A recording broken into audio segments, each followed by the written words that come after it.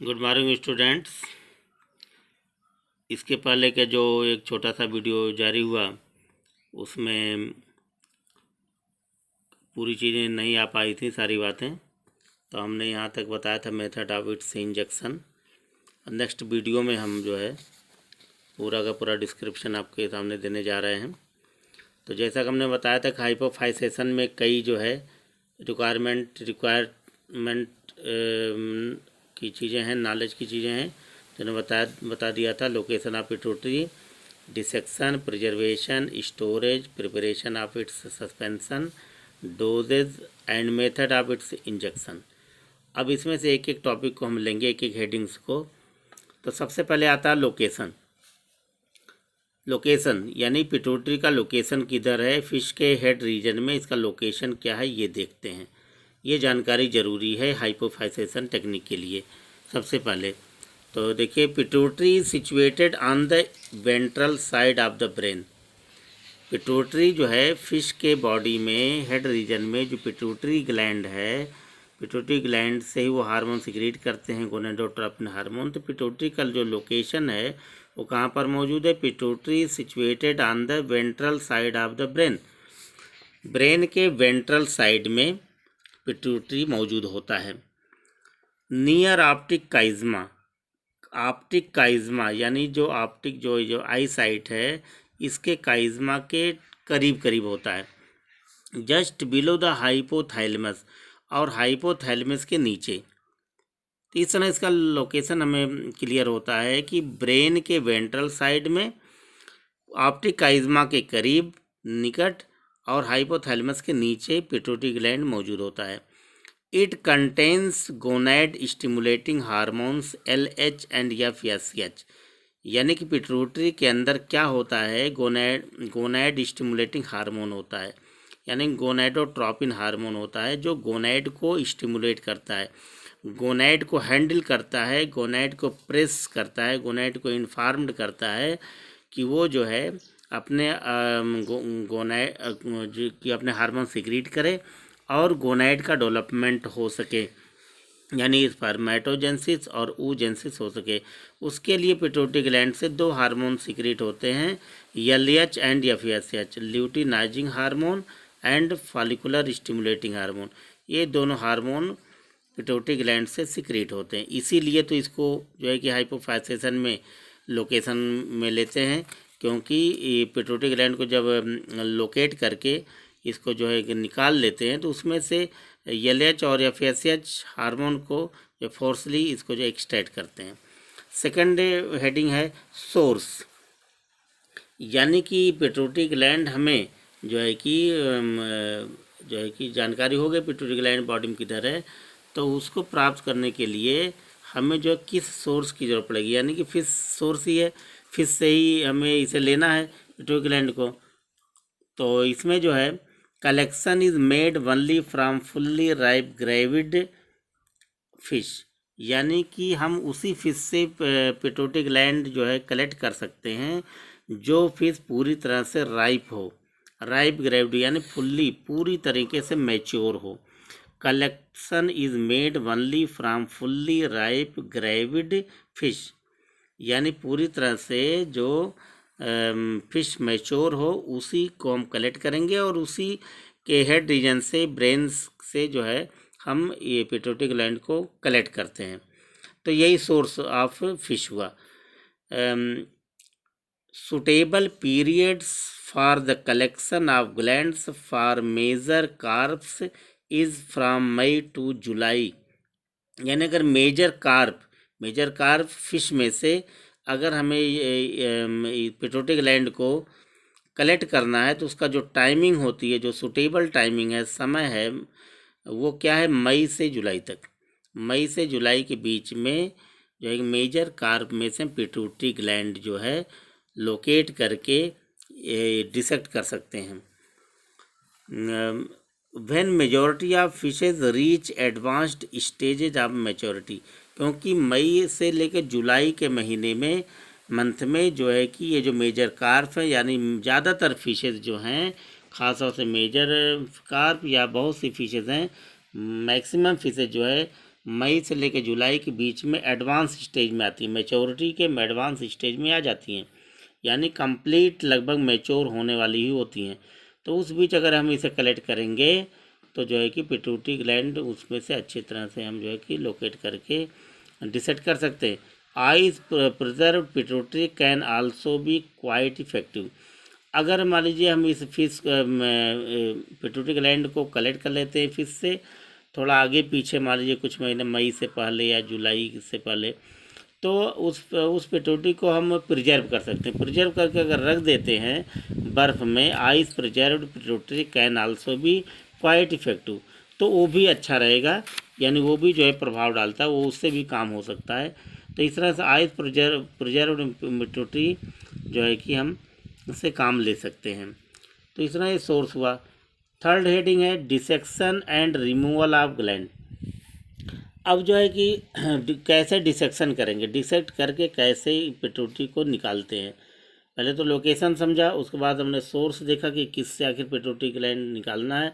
और अगर ये दोनों मसला हल हो जाता है, लोकेशन हमें पता है और हमने जो सोर्स बताया गया उसे फिर कलेक्ट किया और उसके बाद उसे प्रिजर्व किया और उस काम में लाते हैं, यानी हाइपोफाइसेशन टेक्निक में उसे अप्लाई करते हैं।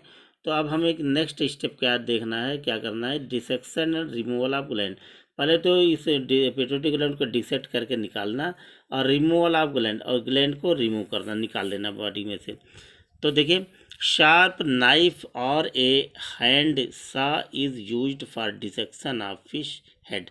अब फिश के हेड में से अगर पिट्यूटरी ग्लैंड को हमें डिसेक्ट करना है तो उसके लिए एक शार्प नाइफ चाकू होना चाहिए, बहुत तेज़ धार वाली चाकू होना चाहिए। तो उसी से हम जो है इसे डिसेक्ट कर सकते हैं। अगर ये शार्प नाइफ नहीं है तो डिसेक्शन में प्रॉब्लम आएगी, साइडिंग से डिसेक्शन नहीं होगा, फिश भी ख़राब होगी और जो है कि ये डिसेक्शन भी नहीं हो पाएगा।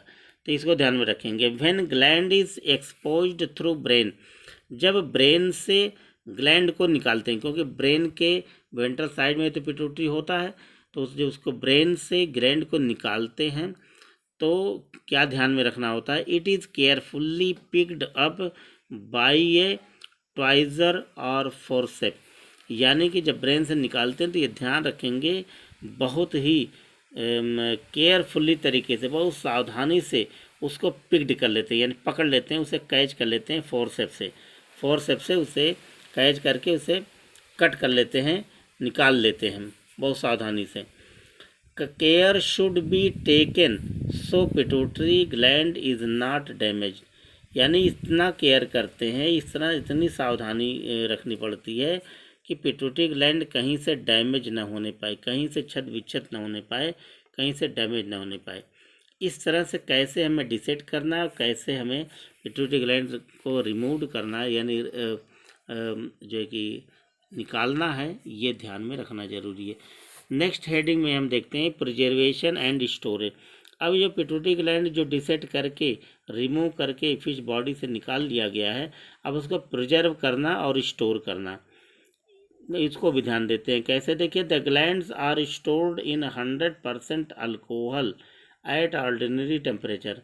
अब 100% अल्कोहल में इस ग्लैंड को रख देते हैं, रख करके रूम टेम्परेचर पे, यानी ऑर्डिनरी टेम्परेचर पर, जो सामान्य टेम्परेचर होता है उस पर रख देते हैं, या 100% अल्कोहल में डाल करके ये इस तरह प्रिजर्व हो जाता है। आफ्टर ईच 20 आवर्स, और फिर 24 घंटे के बाद, आफ्टर ईच यानी हर 24 घंटे के बाद, after each 24 hours 100% alcohol is changed for further dehydration, यानी हर 24 घंटे के बाद ये 100% अल्कोहल जिसने प्रिजर्व किया था उसको निकाल के बाहर करते हैं, फिर उसमें 100% अल्कोहल डाल देते हैं, यानी पहले का डाला हुआ 100% अल्कोहल निकाल देते हैं, फिर दूसरा अल्कोहल लेते हैं उसमें उसे डाल देते हैं क्योंकि ये फर्दर डिहाइड्रेशन के लिए ही ज़रूरी है, क्योंकि अल्कोहल से ही ये पिट्यूटरी ग्लैंड डिहाइड्रेट हो जाता है।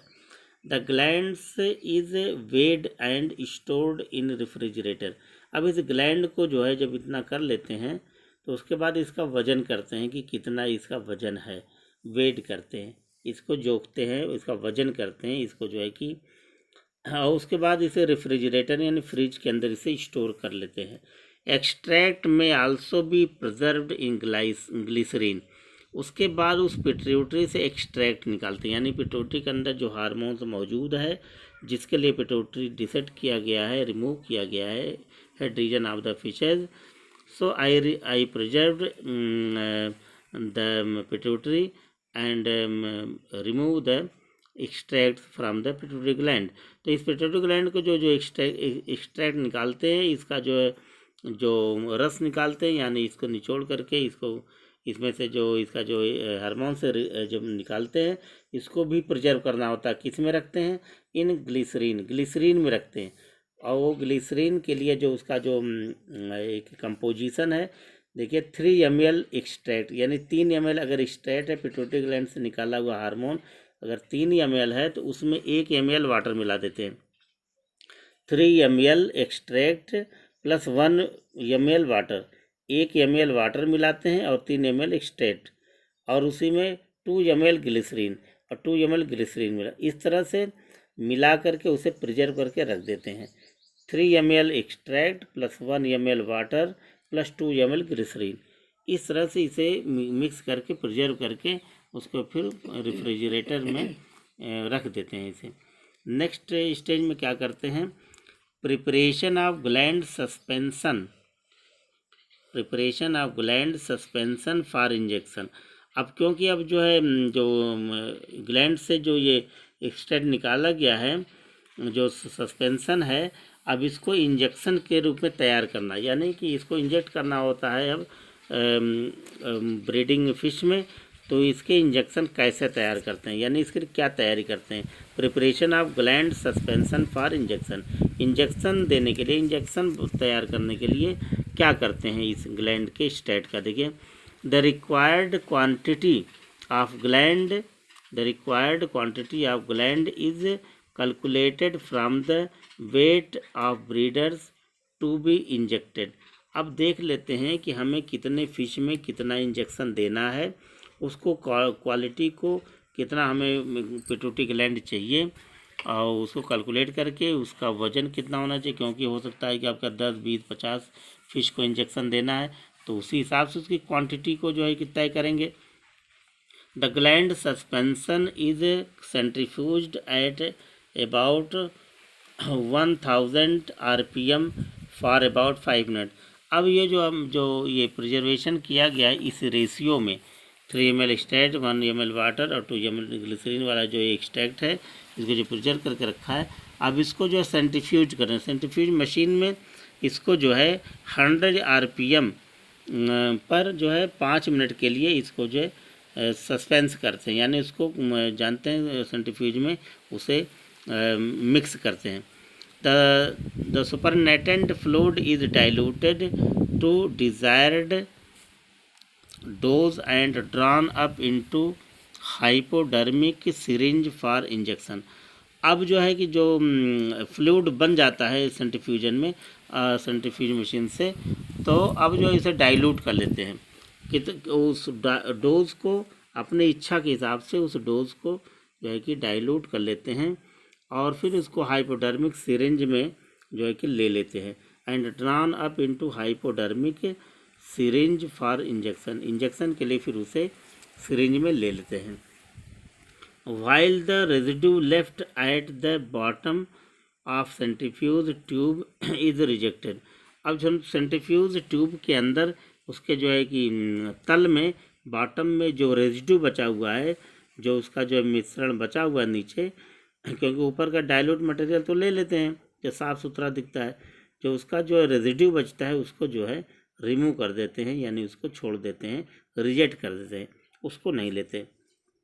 अब इसके बाद उसका डोज जैसा होता है, डोज को देखते हैं, डोज के हिसाब से फिर उसको जो है किसी फिश में इंजेक्ट करते हैं। तो डोज देखिए, इनहेडिंग dose a single injection of 5 to 10 mg of homoplastic pituitary gland per kg body weight of a female breeder and 2 to 3 mg per kg of body weight of male breeders gives satisfactory result। अब जो है किसी भी जो breeder हैं जिन्हें ये injection देना है उनको इंजेक्शन कितना देना, कैसे देना, ये इसमें देखना है। डोज क्या होना चाहिए।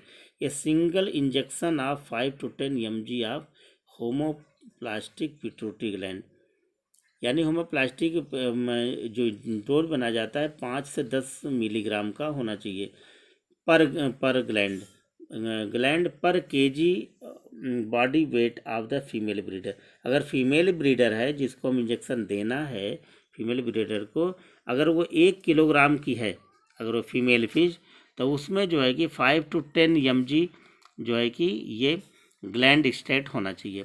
एंड 2 to 3 mg पर KG of body weight of male breeders give satisfactory. अगर वो मेल फिश है तो उसके लिए जो अगर 1 किलो का मेल फिश है तो जो है उस पर जो है 2 से 3 मिलीग्राम पर किलोग्राम ऑफ बॉडी वेट जो है कि ये डोज लेते हैं।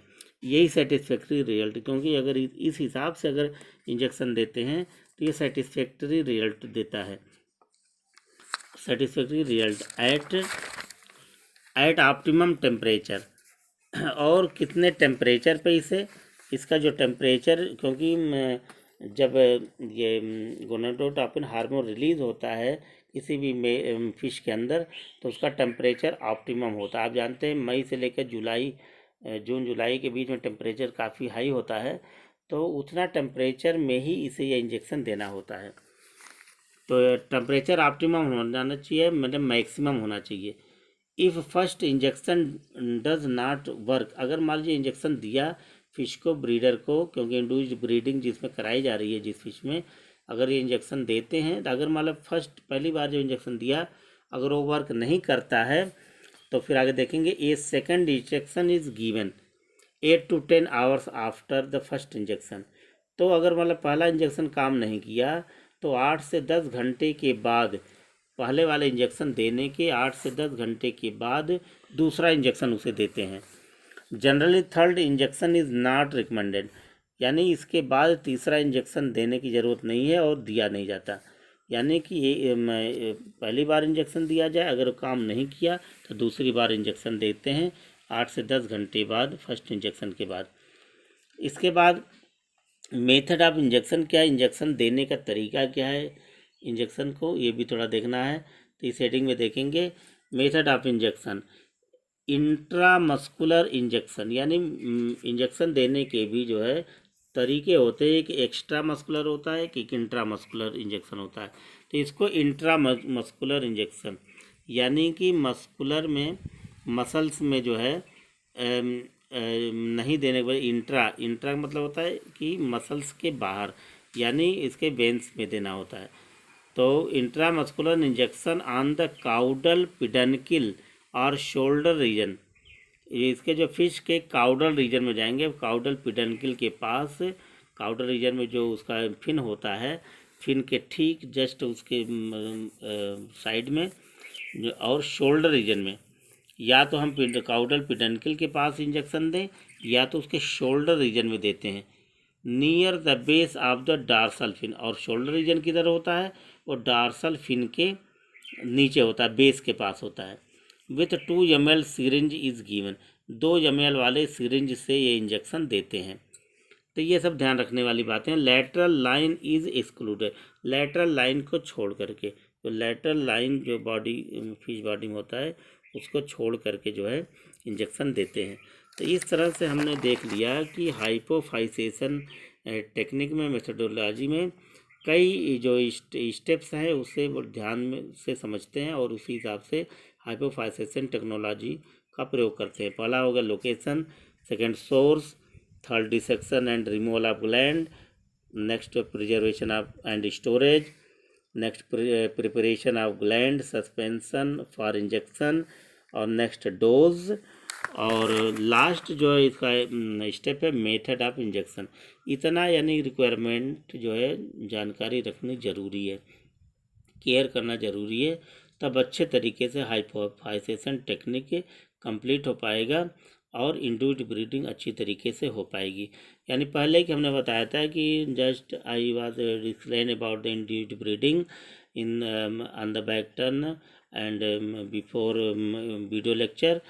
In the induced breeding what we are doing. Induced breeding is a special type of artificial fertilization in which scientists induce the pituitary extract in the breeder fishes, male or female, by which they prepare the fish for the fertilization before the time of fertilization as they perform in the natural condition.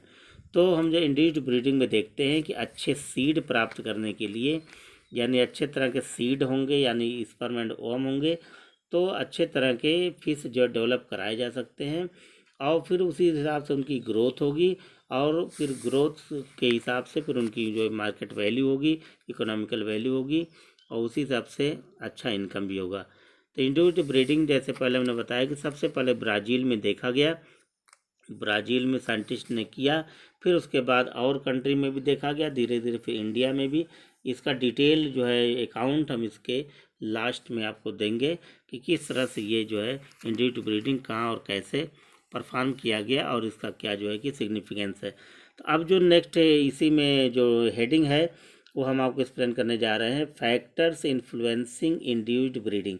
Induced breeding को प्रभावित करने वाले factor कौन कौन से हैं, कौन कौन से ऐसे फैक्टर्स हैं जिनके वजह से इंड्यूस्ड ब्रीडिंग अच्छी तरीके से हो सकता है, और अगर मान लीजिए ये फैक्टर अगर कहीं डिस्टर्ब करते हैं तो इंड्यूस्ड ब्रीडिंग जो है कि वो फ्लॉप हो जाएगा।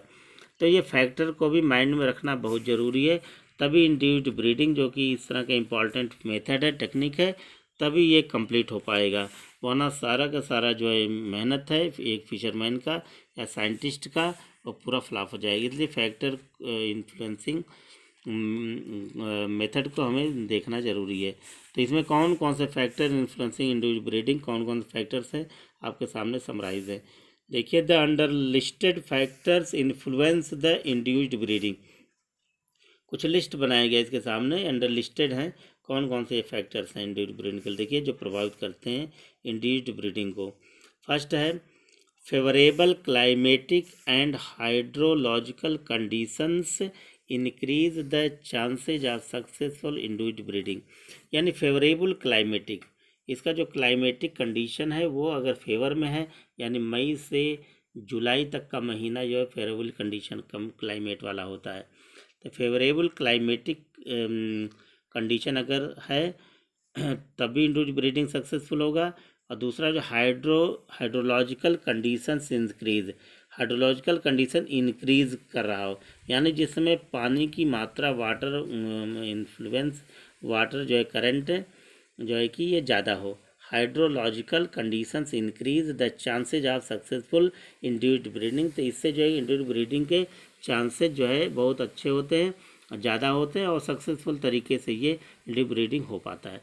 नेक्स्ट है cool weather and rainy period enhance breeding. यानी कूल वेदर यानी कि थोड़ा जो जो ठंड का मौसम होता है, यानी 24 से लेकर 31 डिग्री टेम्परेचर वाला अगर क्लाइमेट है, मौसम है, ये रेनी पीरियड्स इन्हेंस ब्रीडिंग, यानी कि इसमें इस ब्रीडिंग में भी रेनी सीजन में भी ये ब्रीडिंग कराई जा सकती है।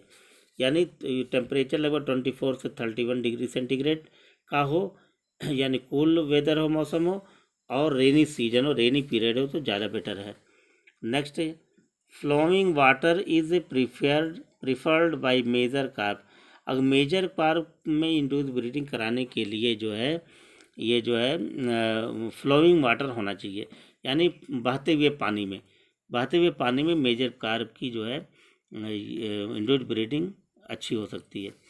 Heavy rain is ideal for induced breeding, और खूब बारिश हो रही हो उस पीरियड में इंड्यूस्ड ब्रीडिंग जो कि काफ़ी आदर्श तरीके से हो सकता है। नेक्स्ट है failures are mostly due to incorrect choice of breeders. अच्छा, ये मेथड जो है फेल्योर हो जाता है, फेल कर जाता है कब, जब इनकरेक्ट चॉइस ऑफ ब्रीडर, अगर हम ब्रीडर जो है कि सही ढंग से चॉइस नहीं कर पाए हैं, तो अक्सर ये सही ढंग के ब्रीडर चॉइस न करने से, सेलेक्ट करने से ही ये जो है कि ये मेथड फ्लॉप कर जाता है। Wrong dose of pituitary extract, अगर रॉन्ग डोज हमने दिया है पिट्यूटरी एक्सट्रैक्ट का तब भी ये फ्लॉप कर जाएगा ये method. And under unfavourable climatic conditions, unfavourable condition है में अगर इसे कराया गया इंडिविजुअल ब्रीडिंग, तब भी ये जो है कि हाइपोफैसेशन मेथड फ्लॉप कर जाएगा। हॉट और सनी डेज, अब खूब धूप हो और काफ़ी गर्मी हो तो ऐसा मौसम जो है ये ठीक नहीं है। हॉट और सन्नी डेज यानी सूर्य खूब चमक रहा हो यानी काफ़ी धूप हो, are not suitable for undertaking individual breeding, तो इंडिविजुअल ब्रीडिंग कराने के लिए मौसम ठीक नहीं है। जब काफ़ी धूप हो या गर्म मौसम हो, बहुत ज़्यादा गर्म मौसम हो तो ये ठीक नहीं है। यानी कम से कम कूल वेदर हो, रेनी पीरियड हो, flowing water, heavy rain water हो और टेम्परेचर ज़्यादा से ज़्यादा 24 से 31 डिग्री टेम्परेचर में हो। तो ये सब ध्यान रखना ज़रूरी होता है, यानी कि काफ़ी केयर करना होता है। और नेक्स्ट टॉपिक है, नेक्स्ट फैक्टर है dissolve oxygen DO concentration should not be less than 5 ppm। और जिस वाटर बॉडी में इसे ये इंडिविजुअल ब्रीडिंग कराई जा रही है तो उसमें जो है जो डिजॉल्व ऑक्सीजन है उसका जो कंसंट्रेशन होना चाहिए वो 5 ppm का होना चाहिए, यानी 5 ppm से लेस नहीं होना चाहिए। Dissolve oxygen concentration should not be less than 5 ppm। 5 ppm से कम कंसंट्रेशन यानी कि उस वाटर में ऑक्सीजन जो घुली मिली ऑक्सीजन है तो वो जो है 5 ppm से कम नहीं होना चाहिए। अगर 5 ppm से कम है क्योंकि फिर उनके सफोकेशन होगा, सांस लेने में दिक्कत आएगी और फिर जो है कि ये टेक्निक फ्लॉप कर जाएगा। इस तरह से हम जो है ये फैक्टर्स हमने देखा। आगे जो कुछ चीज़ें इससे रिलेटेड हम दे रहे हैं 10, यानी एक समरी इसकी देखिए 10। It is well known that the gonadotropic hormones FSH and LH secreted by the pituitary gland. जैसा कि हम जानते हैं कि पिट्यूटरी ग्लैंड से FSH और LH हार्मोन सिक्रीट होता है। क्या करता है, play an important role in the maturation of the gonads. और ये FSH और LH जो हार्मोन है ये किसी भी एनिमल यानी कि यहाँ फिश की बात हो रही थी, फिश में ये फिश के गोनैड को यानी टेस्टेड ओवरी को मैच्योर करने में बहुत अच्छा इनका रोल होता है। यानी इन्हीं की वजह से गोनैड डेवलप करते हैं, क्योंकि गोनैड से स्पर्म रिलीज होते हैं, इसलिए इनका जो है कि मैच्योर होना ज़रूरी होता है। तो पिट्यूटरी ग्लैंड से FSH LH जो रिलीज होते हैं वो जो है कि इनको मैच्योर करने में कामयाबी हासिल दिलाते हैं। एंड स्पॉनिंग इन फिशेज, और स्पॉनिंग करने के लिए भी यही हार्मोन रिस्पॉन्सिबल होते हैं। The Brazilian were the first to succeed in induced spawning by injecting fish with pituitary state. यानी ब्राज़ील के जो लोग थे, ब्राज़ीलियन फिशरमैन या साइंटिस्ट, इन लोगों ने पिट्यूटरी स्टेट से सबसे पहले जो है इंड्यूस्ड ब्रीडिंग कराया। Russian have also successfully applied this technique for artificial breeding of sturgeon. रसियंस यानी रूस के रहने वाले लोगों ने जो है स्टर्जन नाम के फिशेज को में जो है ये ब्रीडिंग सबसे पहले आर्टिफिशियल ब्रीडिंग यानी कि ये इस आर्टिफिशियल स्पॉनिंग यानी इंड्यूस्ड ब्रीडिंग कराया ब्राज़ीलियन के बाद। उन्होंने भी इस टेक्निक को जो है अप्लाई किया। उसके बाद तो और कंट्री भी सामने आ गए। In USA important cultured fishes are breed with the help of pituitary injection. और USA यानी यूनाइटेड स्टेट ऑफ अमेरिका यानी अमेरिका में भी ये मेथड, ये कल्चर जो है बहुत सक्सेसफुल तरीके से पिट्यूटरी इंजेक्शन दे करके इसकी सहायता से परफॉर्म किया गया। यानी ब्राज़ील में, रूस में और उसके बाद अमेरिका में भी। उसके बाद अपने देश की बात करें, अपने कंट्री की बात करें, इंडिया की, the Indian and the Chinese carps are also induced to breed by the administration of fish pituitary hormones. यानी इंडिया में और चाइना में भी पिट्यूटरी हार्मोन्स के एडमिनिस्ट्रेशन से यानी अप्लाई करके जो है कि इंडियन कार्प और चाइनीज़ कार्प में भी ये जो है इंड्यूस्ड ब्रीडिंग कराई गई। And the method has become very popular for obtaining commercial production of seed of the cultivated species. और इस तरह से ये मेथड जो है बहुत ही पॉपुलर हुआ पूरे दुनिया में, जिसे कमर्शियल पॉइंट ऑफ व्यू से फिश सीड का जो है प्रोडक्शन कराने में। इस तरह से कल्चर्ड फिश के लिए कल्टिवेटेड स्पीसीज़ के लिए आर्टिफिशियल तरीके से कमर्शियल प्रोडक्शन के लिए फिश सीड जो है कि इंडिविजुअल ब्रीडिंग से तैयार किया जाने लगा।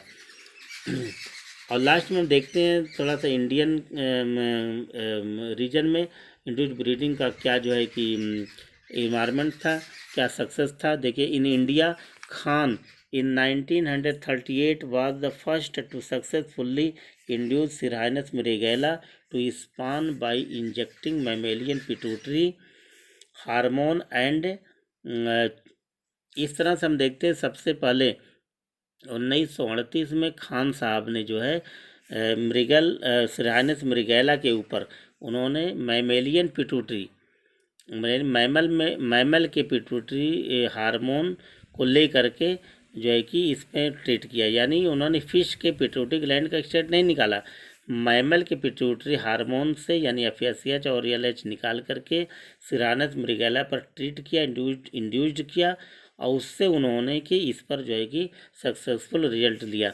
उसके बाद and Chaudhuri 1955 succeeded in inducing Esomus danricus, यानी इस फिश में इसोमस ड्रेंड्रिकस फिश के ऊपर इन्होंने 1955 में चौधरी साहब ने अच्छी तरीके से जो है कि पिट्यूटरी एक्सट्रैक्ट का इंजेक्शन दे करके इन्होंने ये इंड्यूस्ड ब्रीडिंग को सक्सेस कराया।